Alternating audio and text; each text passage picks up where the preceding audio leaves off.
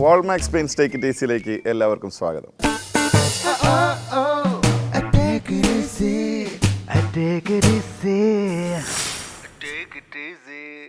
മലയാളികൾക്കൊക്കെ അഭിമാനിക്കാൻ തക്കവിധം ഒരു നേട്ടം കരസ്ഥമാക്കിയ ഒരു പെൺകുട്ടിയും അവരുടെ സുഹൃത്തുക്കളും മാതാപിതാക്കളുമാണ് ഇന്നത്തെ വാൾമാക്സ് പെയിൻസ് ടേക്ക് ഇറ്റ് ഈസിയിൽ.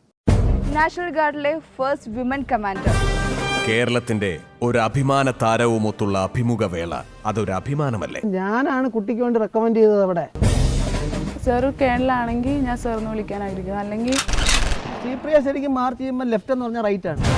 ഗാർഡ് കമാൻഡർ എന്ന് പറയുന്ന നിസ്സാര കാര്യമല്ല. I am sorry. ഒരു അഭിമാന പ്രശ്നത്തിന്റെ ഇന്റർവ്യൂ കഥ. രാജ്യസ്നേഹം എന്താണെന്ന് ചോദിച്ചാൽ എന്നെ ചൂണ്ടിക്കാണിച്ചാൽ മതി. ഇന്നത്തെ വാൾമാക്സ് പെയിൻസ് ടേക്ക് ഇറ്റ് ഈസിയിൽ അതിഥികളായി എത്തിയിരിക്കുന്നത് ശ്രീപ്രിയയും മാതാപിതാക്കളുമാണ്. അവരെ നമുക്ക് വേദിയിലേക്ക് സ്വാഗതം ചെയ്യാം.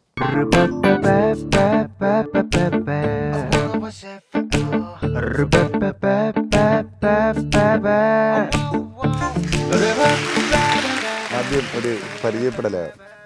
ശ്രീപ്രിയയുടെ അമ്മ സൗമ്യ. പ്രവീൺ. എന്ത് ചെയ്യുന്നു? പെയിന്റിംഗ് കൊണ്ട്. സ്വയം പരിചയപ്പെടുത്തും. ഞാൻ ശ്രീശങ്കര കോളേജിൽ BA English literature second year student. എങ്ങനെയാണ് ഇവിടെ എത്തിയത്? ഞാൻ NCCയുടെ റിപ്പബ്ലിക് ഡേ ക്യാമ്പിന് വയ്ക്കായിരുന്നു ഒരു മാസം. അപ്പോൾ എനിക്ക് അവിടുത്തെ നല്ലൊരു പൊസിഷൻ കിട്ടി. നല്ലൊരു പൊസിഷൻ്റെ പേരെന്താണ്? All India guard commander. അത് കേരളത്തിൽ ആദ്യമായിട്ടാണ് ഒരാൾക്ക് കിട്ടുന്നത്. അപ്പോൾ ഇതിനു മുമ്പ് വേറെ ആർക്കും കേരളത്തിൽ ആർക്കും കിട്ടിയിട്ടില്ല. അപ്പോൾ ആദ്യമായിട്ടാണ് എനിക്ക് കിട്ടിയത്. അപ്പോൾ വീട്ടിലെല്ലാം വിളിച്ചു പറയുമ്പോൾ എല്ലാവരും ഭയങ്കര എക്സൈറ്റഡ് ആയിരുന്നു.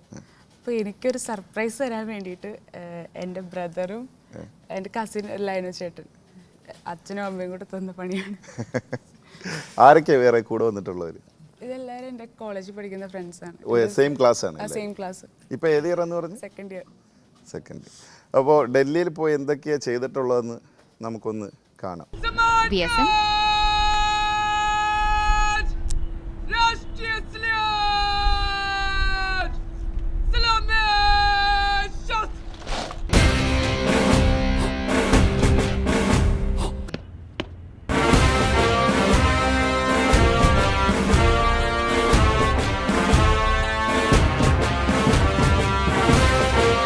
नेतृत्व किया केरल और लक्षद्वीप निदेशालय के senior under officer Sripriya PT।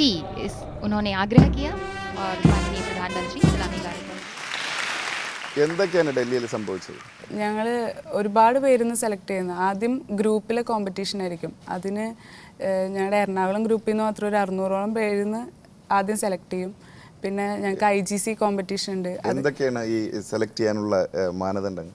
Drill, parade ചെയ്യണം, പിന്നെ കൾച്ചറൽ പ്രോഗ്രാം, പാട്ട്, ഡാൻസ്, അങ്ങനെ എന്തെങ്കിലും ചെയ്യാൻ കഴിവ്, ഇതൊക്കെയാണ് നോക്കുന്നത്. അവിടെ പോയി ആരെയൊക്കെ മീറ്റ് ചെയ്തു ഡൽഹിയിൽ? അവിടെ ഞങ്ങൾക്ക് ഗാർഡ് ഓഫ് ഓണർ കൊടുക്കുമ്പോൾ എല്ലാ VIPസിനെ അടുത്ത് കാണാൻ പറ്റും.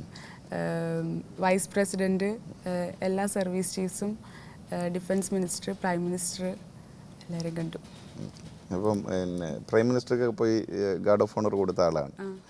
ഇതൊക്കെ ചെയ്ത ഇദ്ദേഹത്തിന് എന്ത് സർപ്രൈസാണ് കിട്ടിയതെന്ന് നമുക്കൊന്ന് കണ്ടു നോക്കിയാലോ?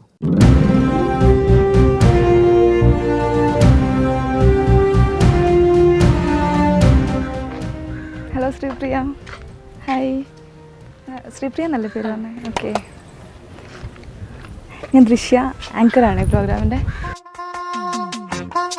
ഇപ്പം എന്താ ചെയ്യുന്നതെന്ന് പറഞ്ഞാൽ? Degree second year. ഏത് കോളേജിലാണ്? Sreesankara college college.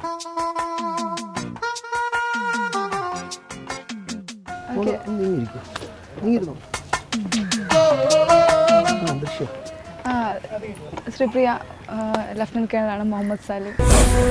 നമ്മൾ ഈ ചാനൽ ചെയ്യുമ്പോൾ കുറച്ചൊന്ന് നമ്മൾ ഭംഗിയായിട്ട് പറയണം. നമ്മൾ കണ്ടിട്ടുണ്ടോ എന്നെ ഡിഫൻസിൻ്റെ? ഞാൻ പല ഇൻ്റർവ്യൂവിലും ഇതേമാതിരി ഇരുന്നിട്ടുണ്ട്. അപ്പം നമ്മൾ വളരെ കാര്യമായിട്ട് പറയണം, എന്നാലേ അത് കിട്ടുള്ളൂ. ഇപ്പം ഞാൻ സപ്പോർട്ട് ചെയ്തതായിട്ട് പറയും നമ്മുടെ പല കാര്യങ്ങൾക്കും. മോളെ ഞാനും സപ്പോർട്ട് ചെയ്തതായിട്ട് പറയും നമ്മുടെ ഒരു ഡിഫൻസിൻ്റെ ഇതിനായിട്ട്, കേട്ടോ? നമസ്കാരം. ഇന്നത്തെ ഷോയിലൂടെ നമ്മൾ പരിചയപ്പെടുത്തുന്നത് നാഷണൽ ഗാർഡിലെ first women commander miss Sreepriya. സ്വാഗതം ശ്രീപ്രിയ പരിപാടിയിലേക്ക്. ശ്രീപ്രിയയ്ക്ക് കൂടുതൽ സപ്പോർട്ടിന് വേണ്ടി lieutenant colonel Muhammad Salik sir കൂടെയുണ്ട്. Welcome sir. അപ്പം ഒരു നാഷണൽ ഗാർഡിൽ നിന്ന് ഒരു ഫസ്റ്റ് കമാൻഡർ, ഒരു മലയാളി കമാൻഡർ എന്ന നിലയ്ക്ക് ഈ നേട്ടത്തെ എങ്ങനെയാണ് കാണുന്നത്? നേട്ടം വളരെ എനിക്ക് സർപ്രൈസിങ് ആയിരുന്നു. ഞാൻ ആദ്യ ക്യാമ്പിന് ട്രൈ ചെയ്യുമ്പോൾ തന്നെ എൻ്റെ സ്വപ്നം നാഷണൽ ഗാർഡിൽ പാർട്ടിസിപ്പേറ്റ് ആവണമെന്നായിരുന്നു. പക്ഷേ അതിൻ്റെ കമാൻഡർ ആവുമെന്ന് ഞാൻ പ്രതീക്ഷിച്ചില്ല. അവിടുത്തെ ഞങ്ങളുടെ സർ കേണൽ ജിഗ്മേ വാങ്ഡി സർ വളരെ ഹെൽപ്ഫുള്ളായിരുന്നു. ഞങ്ങൾക്ക് ഗേൾസിന് കൂടുതൽ പ്രയോറിറ്റി തന്നിട്ടുണ്ട്. അങ്ങനെയാണ് കമാൻഡർ ആവാൻ. ടാലൻ്റ് ഉണ്ടെങ്കിലും സാറിൻ്റെ ഹെൽപ്പ് നല്ലോണം ഉണ്ടായിരുന്നു. Jigma is a very nice person. എന്നെ വളരെ വളരെ ജൂനിയർ ആയിരുന്നു സർവീസിൽ. Very nice person. Okay sir ഈ ഒരു നേട്ടത്തെ, നമ്മുടെ ശ്രീപ്രിയയുടെ ഈ ഒരു നേട്ടത്തെ എങ്ങനെയാണ് സർ വിലയിരുത്തുന്നത്? രാജ്യത്തിന് തന്നെ വളരെ വളരെ അഭിമാനകരമായ ഒരു കാര്യമാണ് ശ്രീപ്രിയ ചെയ്തത്. ഒരു ലീഡ് ചെയ്യുക, ഒരു പ്ലാറ്റൂണിനെ ലീഡ് ചെയ്യുക എന്നൊക്കെ പറഞ്ഞാൽ it is A wonderful moment.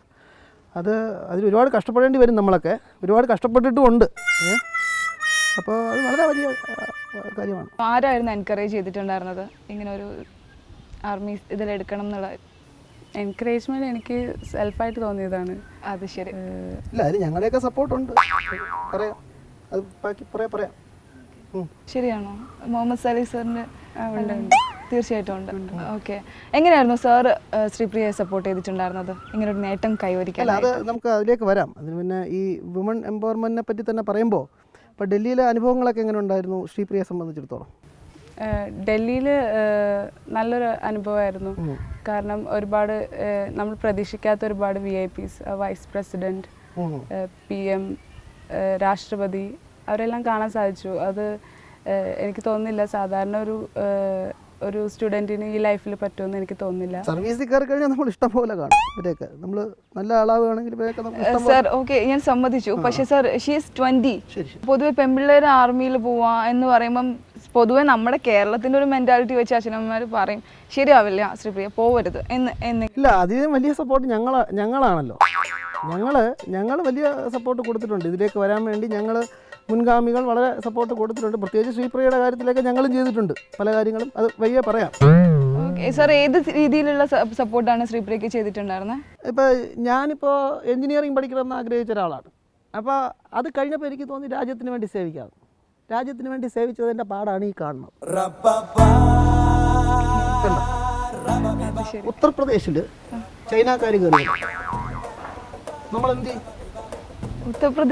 ഉത്തർപ്രദേശിൽ ചൈനക്കാർ കയറി വന്നു കീഴടക്കാൻ. ചൈന അങ്ങനെ ഒരു സംഭവം നടന്നിട്ടുണ്ട്. പക്ഷെ അത് ഞങ്ങൾ ഹൈഡ് ചെയ്തു.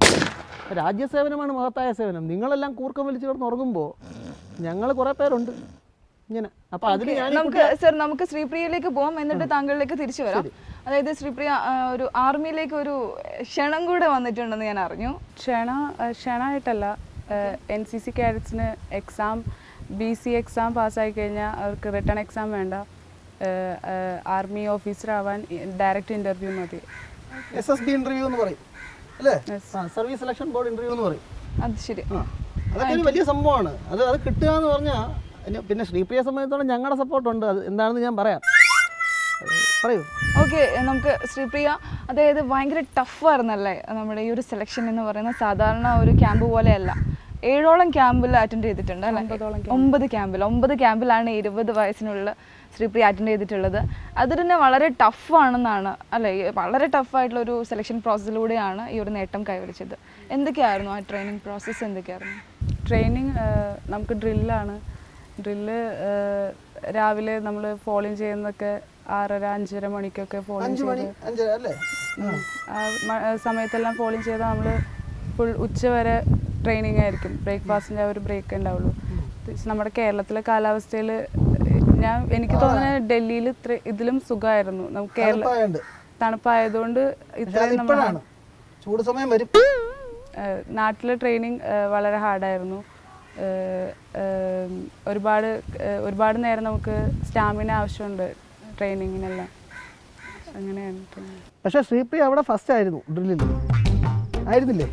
അതെ, ആയിരുന്നില്ലേ? ഞാൻ കമാൻഡർ ആയിരുന്നില്ല, ഞാൻ റൈറ്റ് മാർക്കറായിരുന്നു. എനിക്ക് റൈറ്റ് മാർക്കിംഗ് ആയിരുന്നു ഇഷ്ടം കണ്ടിജന്റ് ഡ്രില്ലിൽ. പക്ഷെ കമാൻഡറെക്കാളിലും എല്ലാവരും ഒരു അഡ്മയർ ചെയ്ത ആളെന്ന് പറഞ്ഞാൽ ശ്രീപ്രിയ ആയിരുന്നു. എനിക്കറിയില്ല. ആയിരുന്നു. പിന്നെ നമ്മുടെ ഒരുപാട് സപ്പോർട്ടുണ്ട് അതിലൊക്കെ. പൊതുവെ മിലിറ്ററി ട്രെയിനിങ് എന്ന് പറയുമ്പോൾ എല്ലാവരുടെ മനസ്സിലുണ്ട്. പലരും ഞാൻ കേട്ടിട്ടുണ്ട്, എൻ്റെ ഫ്രണ്ട്സ് ഒരുപാട് പേരുണ്ട് മിലിറ്ററി ട്രെയിനിങ്ങിന് പോയിട്ട് പകുതി വെച്ച് തിരിച്ചു വന്നു, പാതി വഴിയിൽ നിന്ന് തിരിച്ചു വന്ന ആൾക്കാരൊക്കെ ഉണ്ട്. ഇത് മിലിറ്ററി ട്രെയിനിങ്ങിൻ്റെ അത്ര എത്തിയിട്ടില്ല. NCC അത്രയും ഉണ്ടാവില്ല. നമ്മൾ അത്രയും ചെയ്യാറില്ല, ആ എക്സ്റ്റെൻറ്റ് പോകാറില്ല. അത് 100 ആണെങ്കിൽ ഒരു 50%. അത്രേ ഉള്ളൂ. മിലിറ്ററിയിലേക്ക് ഒരു താല്പര്യം ഉണ്ടാക്കാനുള്ള ഒരു ഡിഫൻസിന്റെ ഒരു ഓർഗനൈസേഷനാണ് NCC. അതിൽ ഡ്രിൽ ഡെവലപ്മെന്റ് മൂവ്മെന്റ് ആണ് അല്ലേ? ഓക്കെ. അപ്പം ഇത് ഞാൻ പറഞ്ഞ ഒരു 50% ഉള്ളൂ എന്ന് പറഞ്ഞു. മിലിറ്ററീൻ്റെ അത്രയും പ്രശ്നമില്ല, ഈസി ആയിട്ടാണ് ഈ നേട്ടം കൈവരിച്ചെന്നുള്ള രീതിയിലാണ് പുള്ളി പറയുന്നത്. അങ്ങനെയാണോ ശ്രീപ്രിയ? അതായത് ഇപ്പോൾ ശ്രീപ്രിയ ഇപ്പോൾ റൈറ്റ് മാർക്കർ എന്ന് പറഞ്ഞു. റൈറ്റ് മാർക്കർ എന്ന് പറഞ്ഞു കഴിഞ്ഞാൽ നമ്മുടെ പ്ലാറ്റൂൺ മൂവ് ചെയ്യുമ്പം ഏറ്റവും ഫ്രണ്ടിൽ വലതുവശത്ത് നിൽക്കുന്ന ആളാണ്. ഓക്കെ. അപ്പോൾ ഇപ്പോൾ നമ്മളിപ്പോൾ സല്യൂട്ട് ചെയ്യുമ്പോൾ ഇദ്ദേഹം സ്ട്രൈറ്റ് ആയിരിക്കും അല്ലേ? സ്ട്രൈറ്റ് ആയിരിക്കും. പക്ഷേ അവിടെ തെറ്റിയിട്ടുണ്ട്, അവിടെ നമ്മളെ സപ്പോർട്ട് വന്നിട്ടുണ്ട്. അത് ഞാൻ പിന്നെ പറയാം. ഒരു ബ്രേക്ക് എടുത്തോട്ടെ സർ, ഞങ്ങളൊന്ന് സംസാരിച്ചു. അല്ല സംസാരിക്കും, എനിക്കൊരു ബ്രേക്ക് വേണം സത്യത്തിൽ. ശ്രീപ്രിയ, ഞങ്ങളുടെ എന്താ പറയണ്ടത്, പുള്ളിയുടെ അധികം ഇൻവോൾവ് ചെയ്യിക്കണ്ട. ഞാൻ കണ്ടിട്ടില്ലല്ലോ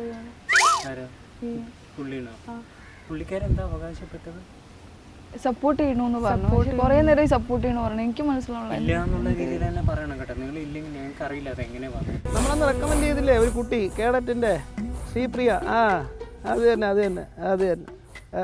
ഞാൻ കഴിഞ്ഞ് വരാം. അമ്മ പണ്ട് ഒരു വാറിന് പോയപ്പം അടി കിട്ടി ഇവിടെ, അതോടെ നടുവേദനയാണ്. ഏത് വാറായിരുന്നു? 82. നമ്മുടെ രാജ്യത്തിന് വേണ്ടി, നമ്മുടെ ഫാമിലിയും എല്ലാം മറന്നിട്ട് രാജ്യത്തിന് വേണ്ടി സേവനം ചെയ്യുക എന്നുള്ളത്, അതിനെങ്ങനെയാണ് ശ്രീപ്രിയ കാണുന്നത്?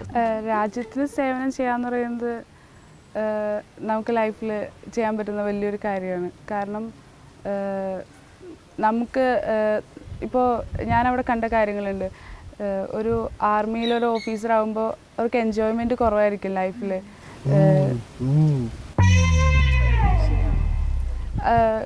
ഒരുപാട് നമ്മൾ ഫ്രീ ആയിട്ട് നടക്കുന്ന പോലെ ഒന്നും അങ്ങനെ ചെയ്യാൻ പറ്റുന്നില്ല. ഓഫീസർ എന്തായാലും അയാൾക്കൊരു സ്ട്രിക്റ്റ് ആയിട്ടുള്ള ഒരു ടൈം കീപ്പ് ചെയ്യേണ്ടി വരും. ഒരു ടൈം എന്താ ഫ്രീ ടൈം പീരീഡ് കുറവായിരിക്കും. കുറേ റെസ്പോൺസിബിലിറ്റീസ് ഉണ്ട്, അത് ടൈമിൽ ചെയ്യേണ്ടതുണ്ട്. സാറിൻ്റെ ഒരു എക്സ്പീരിയൻസിൽ എങ്ങനെയായിരുന്നു? ഈ പറഞ്ഞതൊക്കെ തന്നെയാണ്. ഇതൊക്കെ ഇപ്പം ശ്രീപ്രിയ രാജ്യസ്നേഹം എന്താണെന്ന് ചോദിച്ചു കഴിഞ്ഞാൽ എന്നെ ചൂണ്ടിക്കാണിച്ചാൽ മതി, ഇത്രയും പറയേണ്ട കാര്യമില്ല. തൊട്ടടുത്ത് തന്നെ ഞാൻ ഇരിക്കുകയല്ലേ. ശ്രീപ്രിയക്ക് ഇത്രയും ട്രെയിനിങ് കൊടുത്ത ഒരാളെന്നുള്ള നിലയ്ക്ക് ശ്രീപ്രിയ ഞാൻ ഈ സാറിനെ കണ്ടിട്ടില്ല ഇതുവരെ. കട്ട് ചെയ്യണേ സാർ,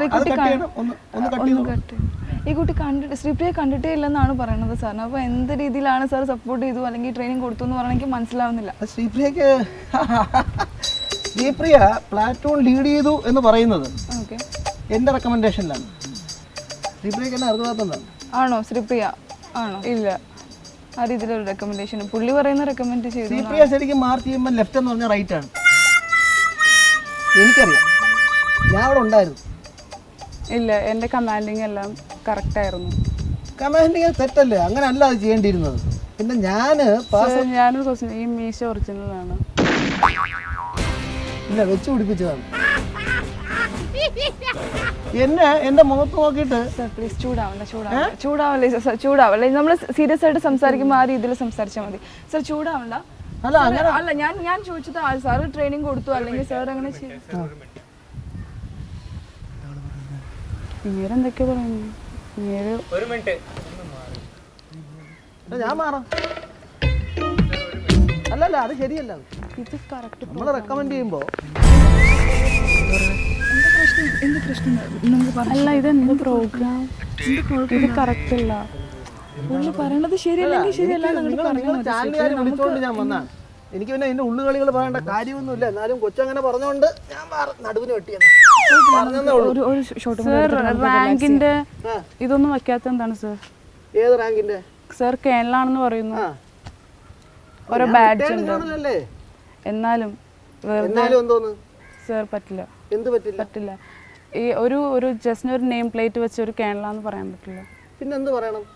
സാറിനെ ഞാൻ കണ്ടിട്ടില്ല, എൻ്റെ ട്രെയിനിങ് പീരീഡിൽ ഞാൻ കണ്ടിട്ടില്ല. അതാണ് ഞാൻ പറഞ്ഞത്, ശ്രീപ്രിയ എന്നെ കണ്ടിട്ടില്ല. ശ്രീപ്രിയ ശരിക്കും ഞാൻ അന്ന് ശരിക്കും ചിരിച്ചു പോയി. മാർച്ച് അടിച്ചപ്പോ ഫ്രണ്ടാണല്ലേ?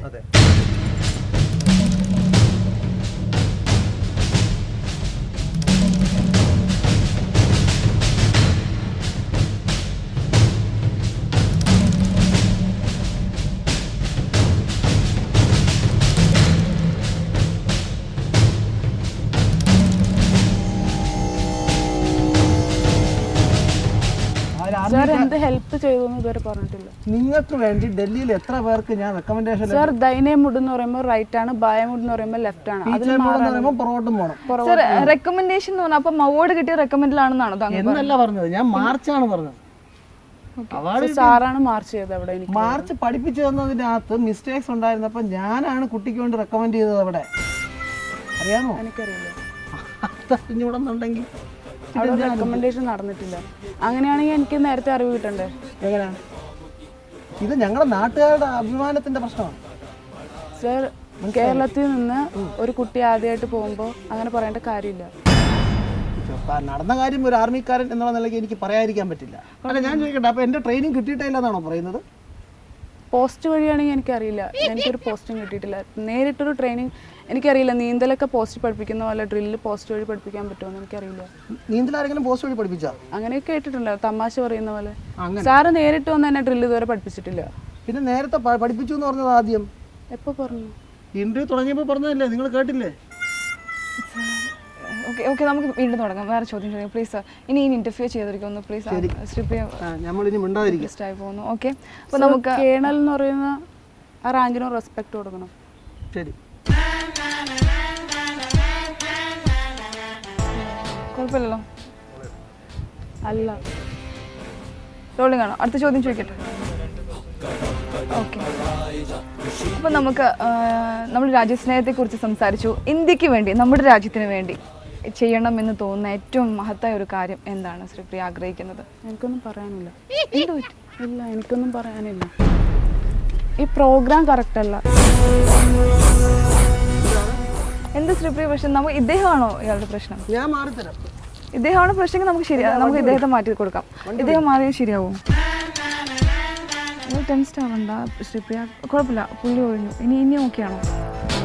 ഓക്കെ,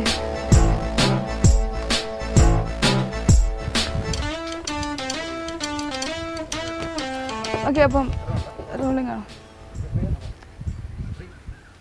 ആരാ അത്? ഇപ്പം 1000-ഓളം പേരിൽ നിന്നാണ്, നമ്മുടെ ഈ ക്യാമ്പിന് വന്നിട്ടുള്ള 1000-ഓളം പേരിൽ നിന്നാണ് ശ്രീപ്രിയ എന്നുള്ള ഒരു പേരും മാത്രം ഉയർന്നു കേൾക്കുന്നത് അല്ലേ? അപ്പം ഈ ഒരു നേട്ടം, അതായത് ഈ ഒരു പേര് മാത്രം ഇങ്ങനെ ജനങ്ങൾ പറയുമ്പോൾ എന്ത് തോന്നും മനസ്സിൽ? സന്തോഷമുണ്ട് വളരെ. 2070-ഓളം കേഡറ്റ്സാണ് ആ ഡി ക്യാമ്പിന് വരുന്നത്. അതിൽ ഞാൻ പറഞ്ഞല്ലോ, എൻ്റെ ഒരു സ്വപ്നമായിരുന്നു ഓൾ ഇന്ത്യ ഗാർഡിൽ പങ്കെടുക്കുക എന്നുള്ളത്. പിന്നെ VIPസിന് ഒരു സല്യൂട്ട് കൊടുക്കുക എന്നുള്ളത് എൻ്റെ ഒരു സ്വപ്നമായിരുന്നു. ബട്ട് ഞാൻ നേരിട്ട് ആ ഗാർഡ് കമാൻഡറായിട്ട് ആ സല്യൂട്ട് കൊടുക്കാൻ പറ്റുമെന്ന് പ്രതീക്ഷിച്ചില്ല. വലിയൊരു നേട്ടം. സാറ് കേരളാണെങ്കിൽ ഞാൻ സാറിന് വിളിക്കാൻ ആഗ്രഹിക്കുന്നു, അല്ലെങ്കിൽ നിങ്ങളെ ഞാൻ കണ്ടിട്ടില്ല. ഈശ്വര, എന്നെ കണ്ടിട്ടില്ല എന്ന് പറയുമ്പോൾ അതിനോക്കി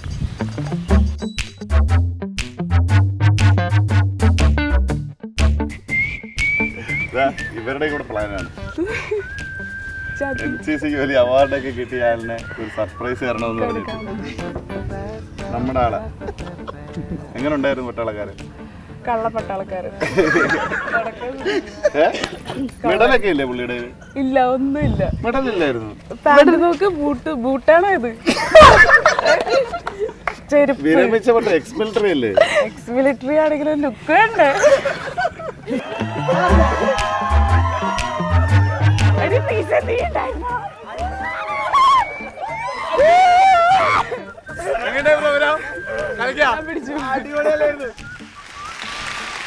വളരെ ബുദ്ധിമുട്ടുള്ള ഒരാളാണല്ലേ ഇത്തരം പരിപാടികളിലെ കൂടെയൊക്കെ ചേർന്ന് പറ്റിക്കാൻ അല്ലേ? അത് ഈ NCCയുടെ ഒക്കെ ഒരു ട്രെയിനിങ് കൊണ്ട് ഭയങ്കര അലർട്ടായി, ഭയങ്കര വിജിലൻ്റ് ആയിട്ടിരിക്കുന്ന ഒരു ആളിനെ പോലെ തോന്നി. ഞാൻ ചെറുപ്പം പോലെ ചേട്ടനെ സ്കെച്ച് ഇട്ട് വെച്ചിട്ടുണ്ട്. ഇങ്ങനെ ദൈവമേ, ഞാൻ മിടുക്കിയിലെ മറ്റേ ഇന്റർവ്യൂ കണ്ടിട്ടുണ്ട്. ഞാൻ വിചാരിച്ചു, ദൈവമേ, ഒരു എന്ത് ചെയ്താലും ഈ ചേട്ടൻ്റെ ഫ്രണ്ടിൽ ചെന്ന് വിടാനൊരു ചാൻസ് ഉണ്ടാക്കരുത് എന്ന് പ്രാർത്ഥിച്ചിട്ടുണ്ട് ഞാൻ. എനിക്ക് മറ്റൊരാളോട് ഭയങ്കര ദേഷ്യം വന്നിരുന്നു. ശരിക്കും റെക്കമെൻഡ് ചെയ്തു എന്നൊക്കെ പറയുമ്പോൾ റെക്കമെൻഡേഷൻ ഞാൻ ആ ക്യാമ്പിൽ കണ്ടിട്ടും കൂടി ഇല്ല. എൻ്റെ നേരെ അത് കേട്ടോ ഭയങ്കര ദേഷ്യം വന്നു. പിന്നെ അതിനിടയ്ക്ക് ഒരു ഉത്തർപ്രദേശിന് ചൈന ആക്രമിച്ച്, ക്വസ്റ്റ്യൻ വരെ കേട്ടിട്ടില്ല. ഞാൻ ഈ കേടലിൽ തന്നെ നോക്കിയിരിക്കുകയായിരുന്നു. ഒന്നും ഞാൻ ശ്രദ്ധിച്ചില്ല. അവിടെ ഇരുന്നൊരു കഥ പറയുന്നുണ്ട്, ഉത്തർപ്രദേശിൽ ചൈന ആക്രമിച്ചു. ആ കഥയൊന്നും ഞാൻ കേട്ടില്ല. ആണ്. അപ്പോൾ ഇത്രയും പൊട്ടത്തര അവിടെ ഇരുന്ന് പറഞ്ഞിട്ട് എഴുന്നേറ്റ് പോയി കളയാൻ എന്താ? ഞാൻ ഇങ്ങനെ ഫുൾ നോക്കി അടിപൊളി നോക്കിക്കൊണ്ടിരിക്കുകയായിരുന്നു. അപ്പം ഇത്തരം ഇൻ്റർവ്യൂ ഒക്കെ വരുമ്പോൾ ഇങ്ങനെ ഒരു ക്വസ്റ്റ്യൻ അഭിമുഖീകരിക്കേണ്ടി വന്നാൽ എങ്ങനെ റിയാക്ട് ചെയ്യും? നോർമൽ രീതിയിൽ തല്ലും ഞാൻ. അടിക്കുമല്ലേ? കാരണം ഇതിൽ തന്നെ ഇരിക്കുന്ന ഇരിപ്പ് കണ്ട് ആടി കിട്ടും എന്നുള്ള ലെവലിലാണ് ഇരിക്കുന്നത്. ഡിഗ്രി കഴിഞ്ഞിട്ട് എന്ത് ചെയ്യാനാണ് പ്ലാൻ? ഇപ്പോൾ ആർമി ചേർന്നാലോ എന്നൊരു പ്ലാൻ. ഇപ്പോഴാണ് പ്ലാൻ ഇടുന്നത്? അതെ, അതാണ് ലക്ഷ്യം. ഇപ്പോഴാണ്. ഞാൻ ക്യാമ്പിലൊക്കെ പോയിട്ട് എല്ലാവരും എന്നെ കണ്ടിട്ട് പറയുന്നത് ആർമി ചേരുന്നൊക്കെ പറയുന്നു. അപ്പം പിന്നെ ചേർന്നാലോ എന്നൊരു പ്ലാൻ ഉണ്ട്. ഡിഗ്രി കഴിഞ്ഞാൽ നിങ്ങൾക്ക് ഏത് പോസ്റ്റിൽ പോയി ജോയിൻ ചെയ്യാൻ പറ്റും? ഡിഗ്രി കഴിഞ്ഞ ഓഫീസേഴ്സിൻ്റെ ട്രെയിനിങ്ങിന് തന്നെ പോകാൻ പറ്റും. ഡയറക്റ്റ് സെലക്ഷൻ ഉണ്ടോ നിങ്ങൾക്ക്? NCCക്ക് സ്പെഷ്യൽ എൻട്രി ഉണ്ട്. അല്ല, ഇത്തരം ഒരു സംഭവത്തിൽ പങ്കെടുത്തത് കൊണ്ട് വേറെ എന്തെങ്കിലും കൺസിഡറേഷൻ കിട്ടുമായിരിക്കും. കിട്ടുമായിരിക്കും, അതൊന്നും അന്വേഷിച്ചിട്ടില്ല. അപ്പോൾ നാളെ ഒരു വലിയ പട്ടാളക്കാരിയായിട്ട് വരട്ടെ അല്ലേ?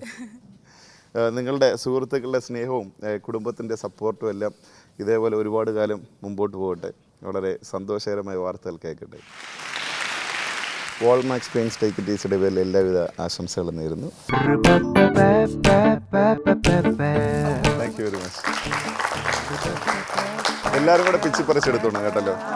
കൂടുതൽ സർപ്രൈസുകളുമായി അടുത്ത ആഴ്ച ടേക്ക് ഇറ്റ് ഈസിൽ വീണ്ടും കാണാം. ഇതുപോലെ നിങ്ങളുടെ ഒരു സുഹൃത്തിനോ കുടുംബാംഗത്തിനോ ഒരു സർപ്രൈസ് കൊടുക്കണമെന്നുണ്ടെങ്കിൽ ഞങ്ങളെ എഴുതി അറിയിക്കുക. ഞങ്ങളെ അറിയിക്കേണ്ട വിലാസം